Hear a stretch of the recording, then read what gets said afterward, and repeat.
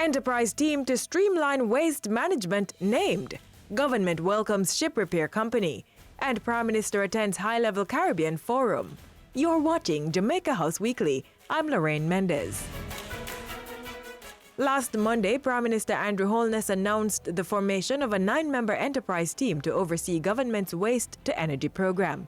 The team will also see to the contracting out of solid waste management and collection, as well as the divestment of the Riverton disposal site. Mr. Holness said the move would allow the local operator, the National Solid Waste Management Authority, to concentrate on its role as regulator and policymaker.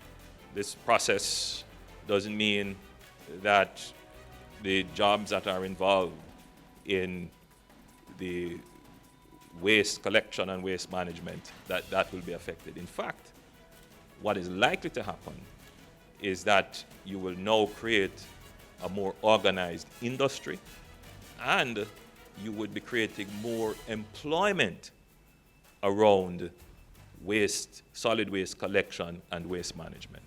So in effect, this move will be better for everybody.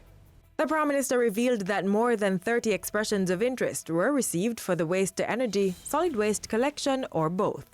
He also disclosed that the World Bank would be sponsoring a feasibility study to support the work of the enterprise team. The study is to begin this month and last for 4 months. It should provide government with a comprehensive idea of the amount and type of waste produced and whether or not it can be used to make energy. Ultimately, this project will ensure that solid waste is not the end of the consumption cycle, but rather it becomes an input into another cycle of production, which gives solid waste some value. So then, because it would now have economic value, how people treat with it might be different. Mr. Holness also reiterated his call for Jamaicans to properly dispose of their solid waste. He made a special appeal to commercial generators of waste. Use the regulated channels in doing so. Contact the NSWMA or an appropriate service provider. By Wednesday, the Prime Minister was in Trinidad and Tobago for the one-day high-level Caribbean forum. Hosted by the International Monetary Fund, it's addressing issues such as growth, competitiveness, oil prices, Cuba, and policies to address de-risking. Mr. Holness spoke to the gathering under the theme, Shifting Tides, Challenges and Opportunities. While in Trinidad and Tobago, Mr. Holness made time for over 150 members of the Jamaican diaspora in that country. During Tuesday evening's meeting, the Prime Minister said the diaspora was key to Jamaica's growth and development.